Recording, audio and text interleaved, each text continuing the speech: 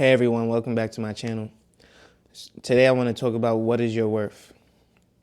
I'm not just talking about at your job. I'm not just talking about with your friends, but I'm also talking about with your family. What is your worth? What is your worth? You see, I come from a culture of Africans who have big families and are very well respected. Growing up in a household where there were titles passed around, captain in the army, different types of titles, master's degrees, bachelor's degree holders. And so that came with some revere, that came with some respect. But when you step out into the world, is that respect level the same? When you step out with your friends, is that respect level the same? And I've noticed that, you don't always want to be in a room where you're praised. Because a lot of the time, I'll be honest, and I know people are going to watch this video, a lot of the time, a lot of people mention me and they say, oh, he's a great manager or a great investor, or he's the real estate guy. I start to wonder, is that all that they know about me? Is that all that they see in me? Prior to that, I was the athlete. I was the music guy. And so understand that your name will always be attached to something. What are you? And what you are most of the time is going to dictate how people see you. So if you're always struggling, you'll be the guy that struggles. There'll be nothing attached to your name because of the respect that someone tries to have for you. If you are always the person asking for help, you'll be the least likely to be talked about in conversation or even be brought out, because now people have to feed you when you go out. People have to feed you when they want to go out to party and do other things. And so, again, I'm asking once again, who are you when you go out? If you're timid in the home, are you also timid outside? Or are you a split personality type of person? A lot of the times we understand who you are through your own actions, through how you carry yourself, through how you handle yourself, whether it be in your home or in the public eye. And the reason why I bring this up is because you can determine who you are to society. And this is for my people who, honestly, as much as I tell you to not care what people think, this is for the people who do care what people think and do understand that that does hold some weight in what you will earn and what you will make in this life, in this world. Connections can bring you opportunity. And with opportunity comes the ability to make and earn money.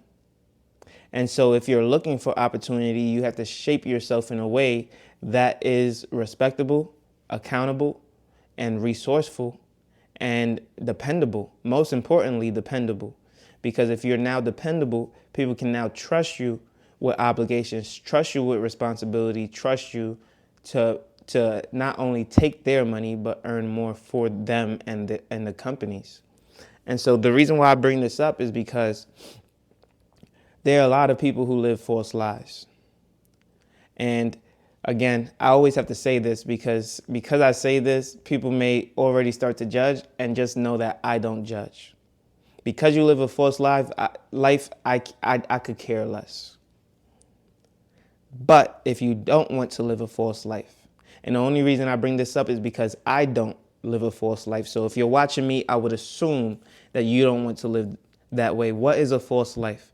A false life is someone who may be the biggest person in a work setting, but is timid in the home, stepped on, taken advantage of, in whatever the sense may look like to them, or vice versa. You are the person, the man or the woman in the house. But when you step out into the real world, it's yes, ma'am, yes, sir, and you don't have a voice of your own.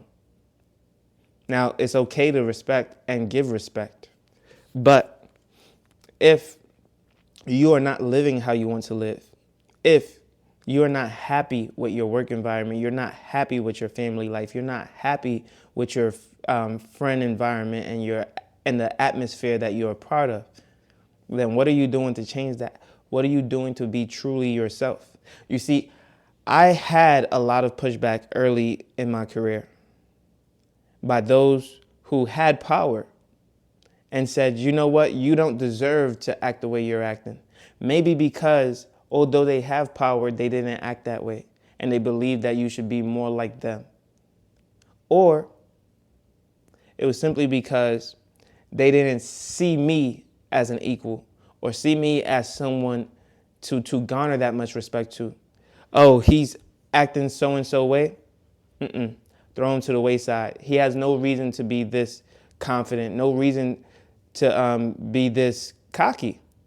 And so let's not encourage his behavior, but push him downward.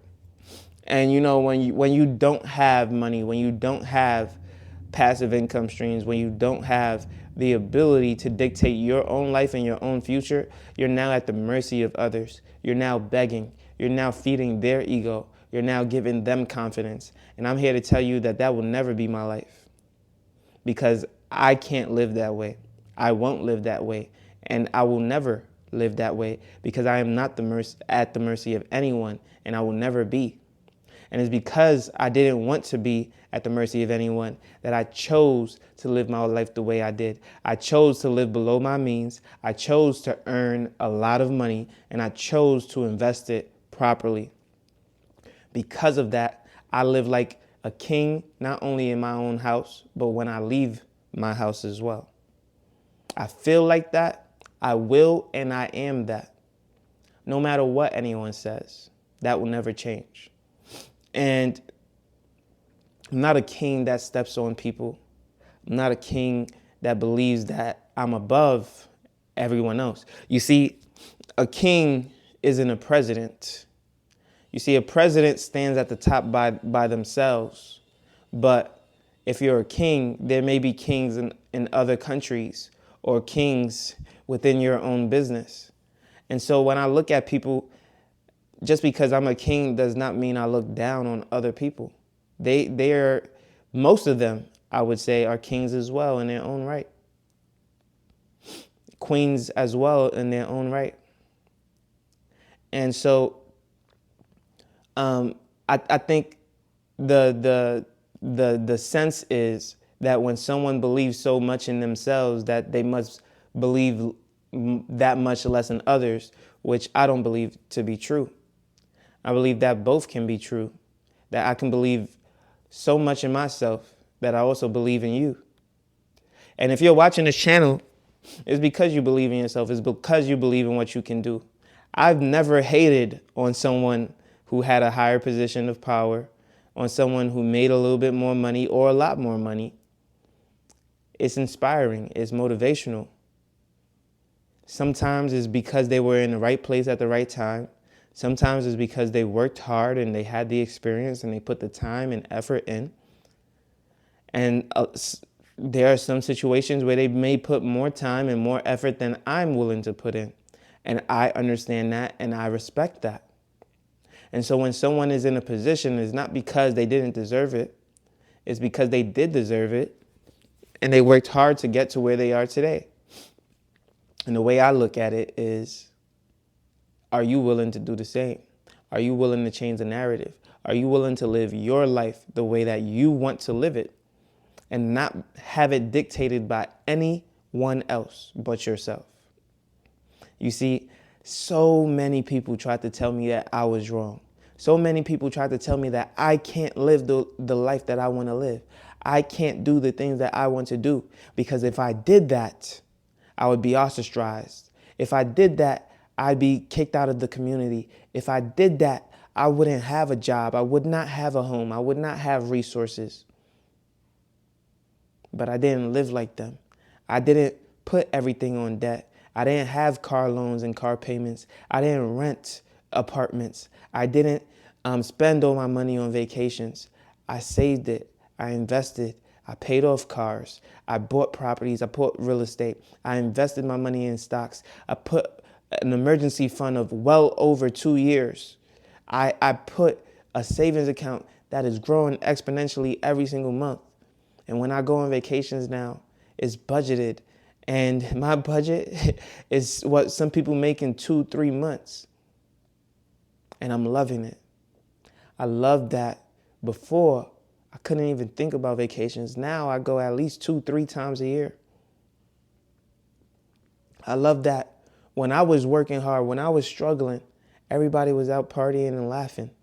And now, when I thought I wouldn't be able to do that till 35, 40, I'm doing that in my 20s.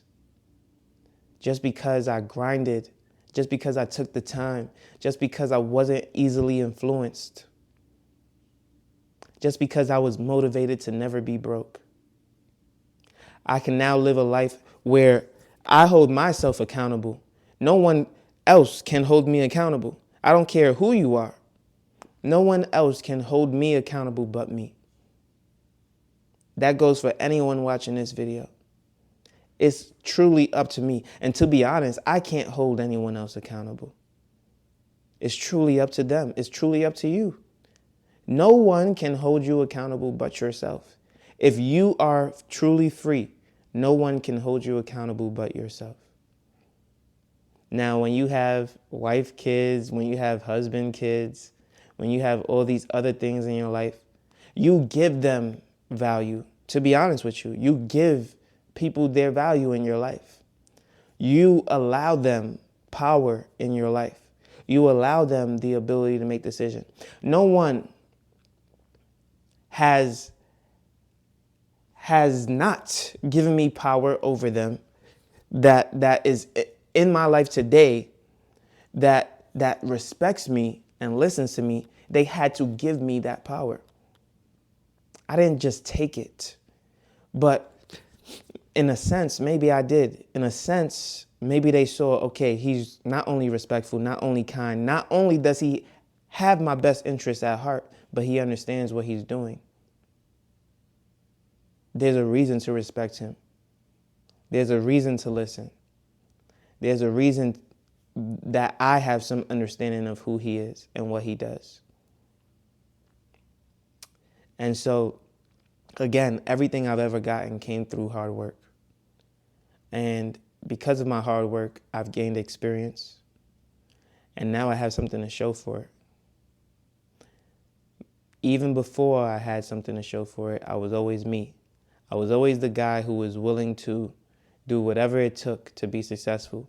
Always the guy who would never hide his face and didn't care what anyone thought. I remember my first job, I was working at Domino's. I was making $10.50 an hour. First job ever.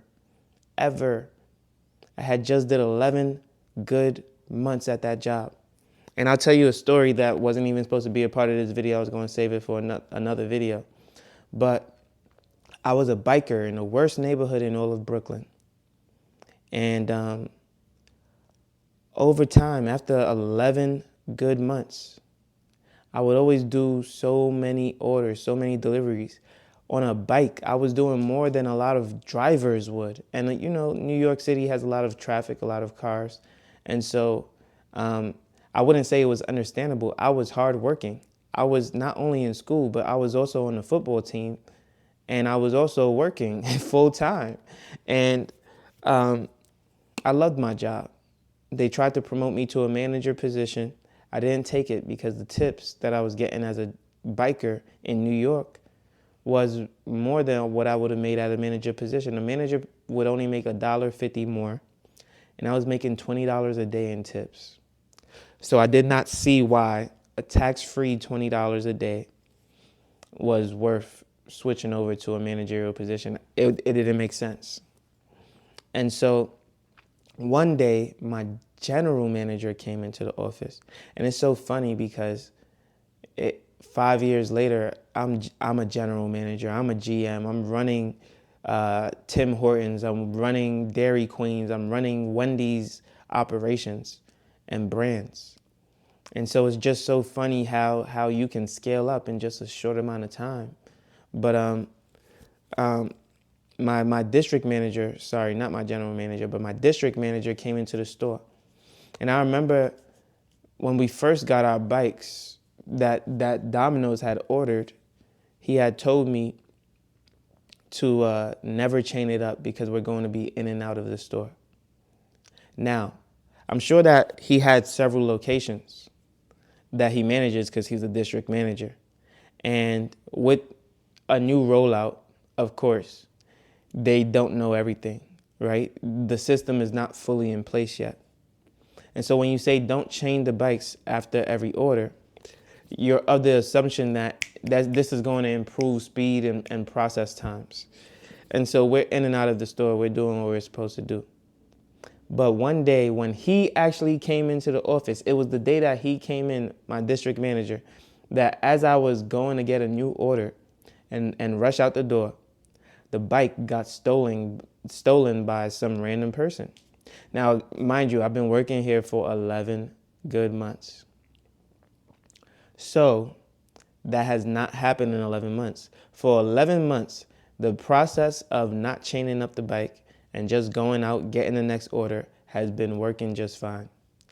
But today of all days, someone decided that while my district manager was in the office, for some reason, they were going to go ahead and rush away with the bike.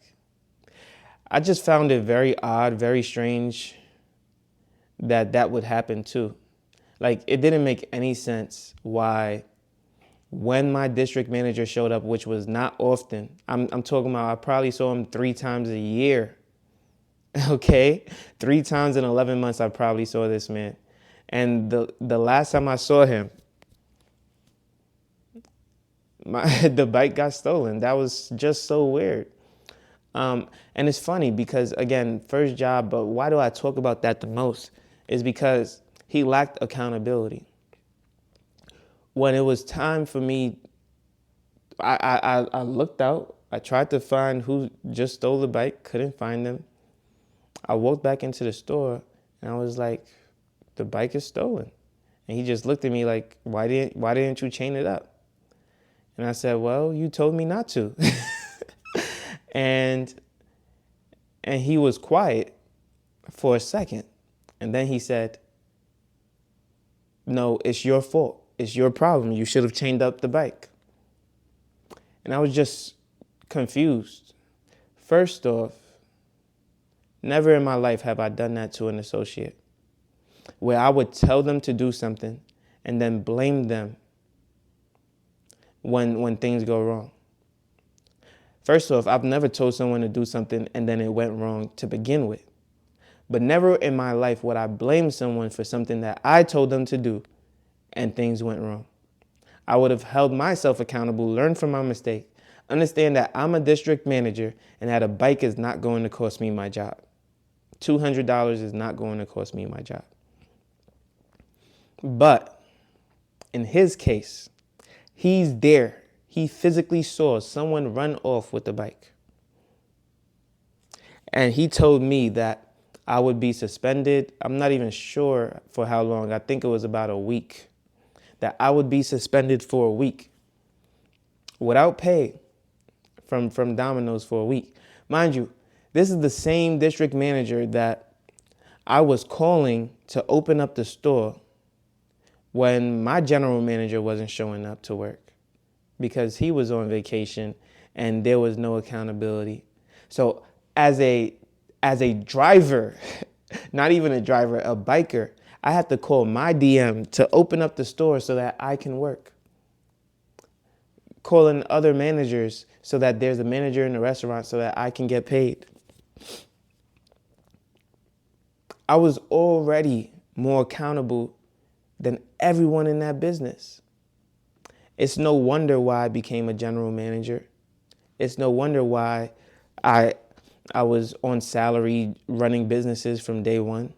I could easily go back to being a Domino's general manager or Tim Hortons or Dairy Queen. There's so many positions open right now today. I just don't want to put in 50 hours a week because that's the bare minimum for general managers in most restaurants. It's 50 hours a week. I don't want my shoes to smell like French fries. every single day. And so although that might seem funny to some people, I have the experience, I have the expertise, I am qualified, and I know that job would come right away. But why don't we want it? Why don't we want that job? Well, it's because of it's taxing. It's high turnover.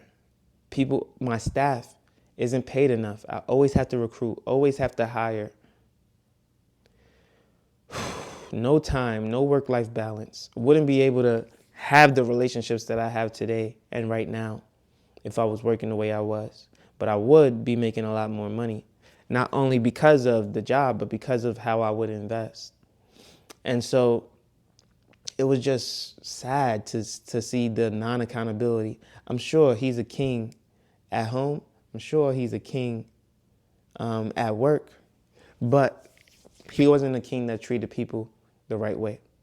And because of that, me being a king myself, no matter where I am in my life, at 18 years old, I said, I quit. Why did I quit?